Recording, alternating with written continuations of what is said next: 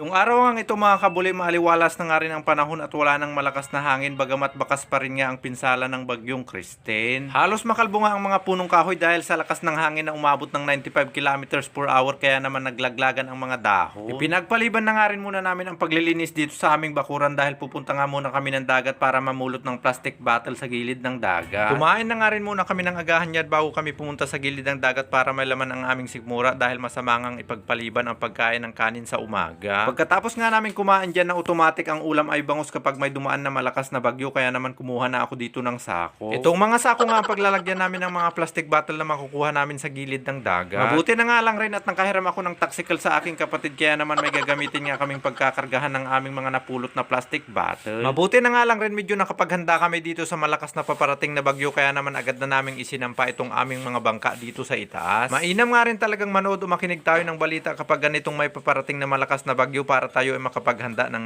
99.9%. Kung hindi nga siguro namin na isampa itong aming mga bangka na aming ginagamit sa paghahanap buhay ay nawaris, narma. Bagamat na isalba nga namin ang aming mga bangka ngunit hindi nga namin na isalba itong mga patungan ng aming bangka. Ito nga ang mga tinatawag na pataw ng aming bangka na sa sobrang lakas ng hangin at alon ay inanod na nga dito sa gilid. Nagsitanggalan pa nga ang mga plastic bottle na inilagay namin dito para lumutang na inilagay namin sa sako at binalot pa namin ng net. Mabuti na nga lang rin hindi inanod ng malakas na alon itong mga plastic bottle, nandito lang sila sa gilid. Kaya naman dito nga agad na nga rin namin pinulot itong mga plastic bottle baka nga abutin pa ng tubig at ano din sa gitna ng dagat baka maging sanhi pa ng polusyon. Yun. Dahil nga ang mga palutang-lutang na basura nga sa gitna ng dagat ay nakakasama nga ito sa mga isda. Maaari rin ngang lumubog itong mga plastic na basura sa ilalim ng dagat na kung saan maaaring matrap itong mga isda sanhi ng kanilang pagkaubos. Kaya naman kung may maitutulong man tayo para mapanatili natin ang kasaganahan ng ating karagatan ay huwag tayong magtapon ng ating mga basura sa gilid ng dagat. Nang sa ganun ngay makatulong pa tayo sa ating kalikasan at makatulong tayo sa ating mga kapwa-tao na umaasa lamang sa mga yaman ng karagatan para mabuhay. Dahil napakaraming ang pamilya na ang ikinabubuhay ay pangingisda, partikular nga dito sa Bulinaw, Pangasinan.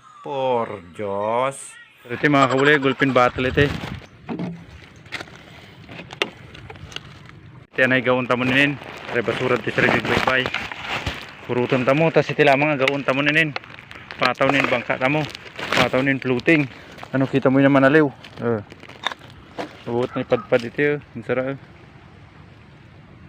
Sa pamumulot nga natin ng mga plastic bottle dito sa gilid ng dagat mga kabuli ay nakaipon nga tayo ng 8 sako. Bagamat kulang pa nga itong nakuha natin para sa ating gagawing floating ng bangka ay malaking tulong na nga rin itong mga napulot nating plastic bottle dahil hindi na nga natin kailangan bumili sa junk shop. At kung sa tingin nyo'y kahit paano'y nakatulong tayo sa kalikasan dahil sa pamumulot natin ng plastic bottle, sana'y huwag nyo namang kalimutang i-like at i-share itong aming video. At mas magandang nakapalo ka na rin dito sa aming Facebook page para updated ka kapag meron kaming bagong episode. Pagkatapos nga namin namulot ng mga plastic bottle ay naligo na nga rin muna itong mga bata dito sa dagat bago daw kami umuwi. Nang makaligo na nga itong mga bata, manguterter na nga daw sila sa lamig kaya naman nagyaya na nga silang umuwi.